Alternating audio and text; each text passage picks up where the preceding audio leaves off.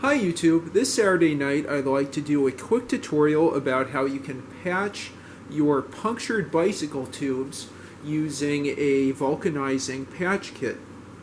I wanted to give this tutorial for a couple reasons. One, you can save a lot of money by patching your own tubes. It costs something like 30 cents per patch as opposed to $7 a tube. And secondly, it's not as simple as I thought it was. It took a lot of trial and error and just understanding the directions really well to get a good patch done. The key idea here is that these patches all apply are vulcanizing, which means that you have to use a rubber cement to essentially melt the tube and melt the patch by, I think, reducing disulfide bridges, so that you get a really good, strong level of adhesion. You get a really strong bond between the patch and the tube. The two tubes that you can see in front of you are a 27 by 1¼ inch tube that I use on a lot of my bikes, and then a 20-inch tube from my Dayhan that I'll probably use on my Raleigh 20 should it get a flat. Hopefully not, thanks to its Schwalbe Marathon Racer tires.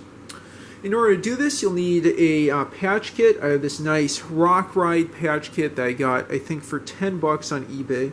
This has 36 pieces. I need to see how many patches it has, but at least 12 1-inch patches, 6 1¼ patches. I'll use some of the 1-inch patches, as well as vulcanizing cement, rubber cement, metal scuffer, sandpaper, glue, or that's the rubber cement, tire removal tools, and yellow marking tool, famously known as a crayon. That's the scientific term for it.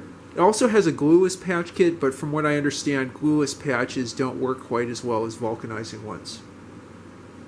So the first step is to inflate your tube using a tire pump that I have on the right here, and you want to inflate your tube to something like 5 to 10 psi, and then just feel either with your face or with your hands for where air is coming out, and that might be multiple places.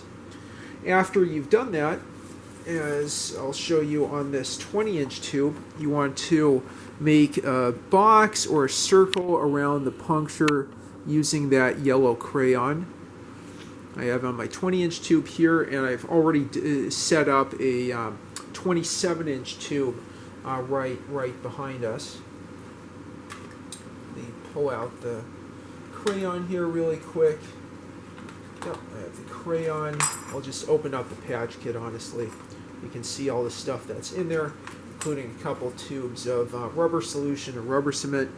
Yeah, so you take that crayon, and wherever you found your patch, I just think it's convenient to mark a box around it. And after you've done that, what you do is you take a bit of sandpaper or something and then abrade the surface just to support the rubber cement vulcanizing that surface really well.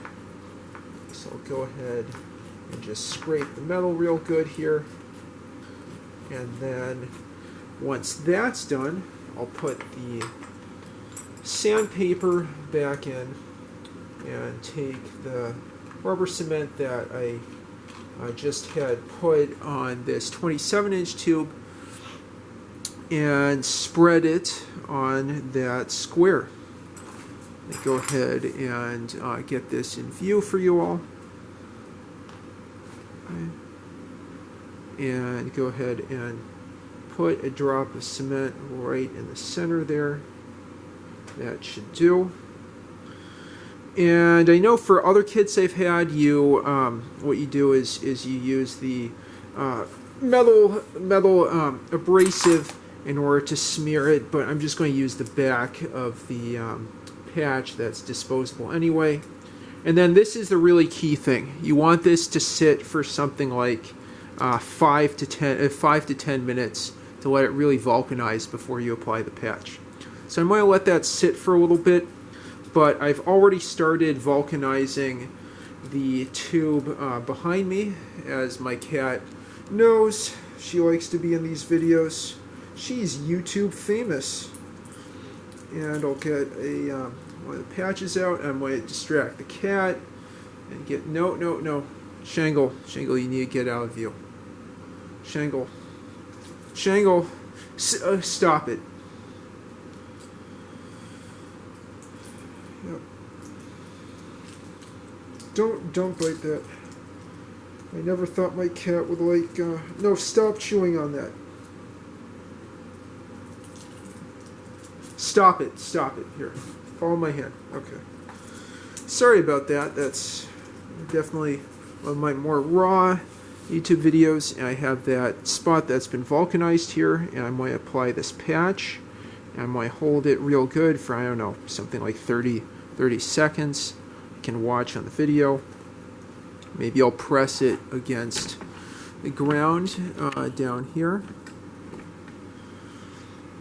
Okay. And you can see where that patch has been applied.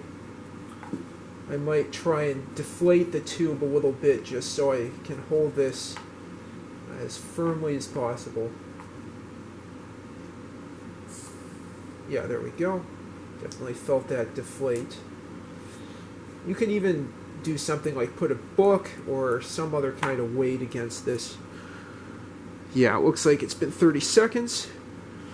And that looks like it is on pretty well.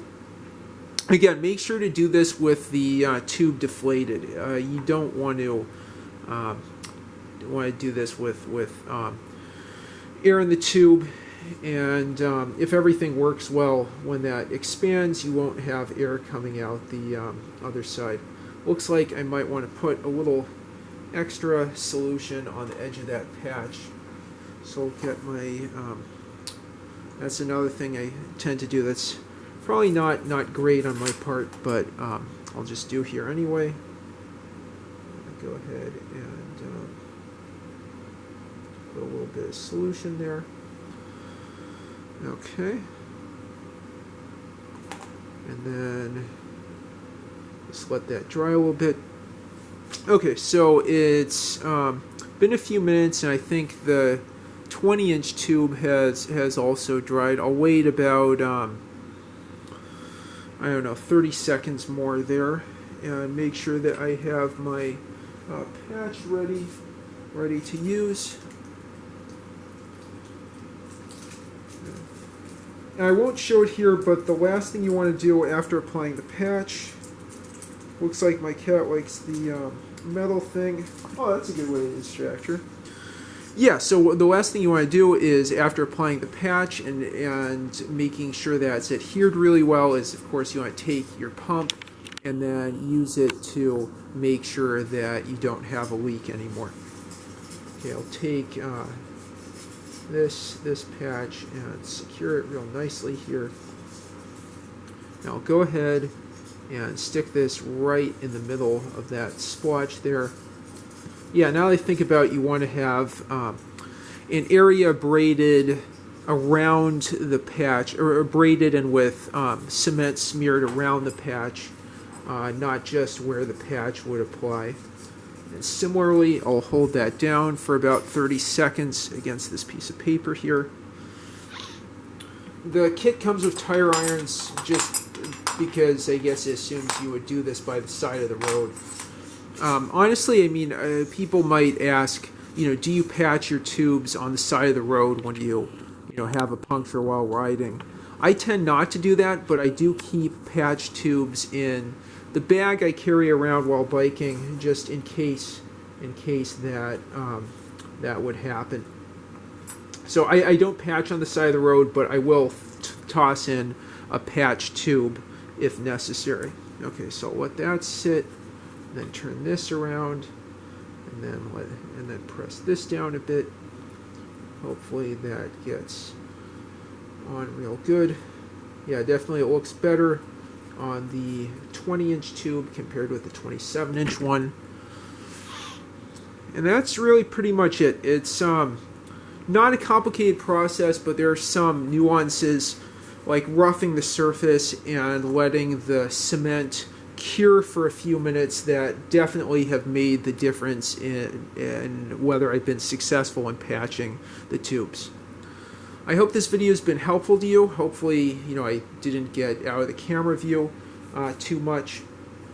And that's, just a quick summary of how I patch tubes. Great way to save money, a lot of money, $7 a tube, and a nice skill in case you have those unfortunate punctures on the side of the road. I know I've gotten everything from bits of car belt or the bead from car tires causing punctures. I've had pieces of wire. I've had nails.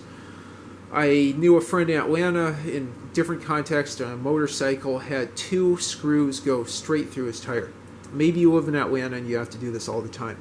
But anyway, I hope that's helpful. Thank you so much for watching the video. If you have any thoughts, suggestions, improvements, leave them in the comments down below. And please like and subscribe as always. Have a good one.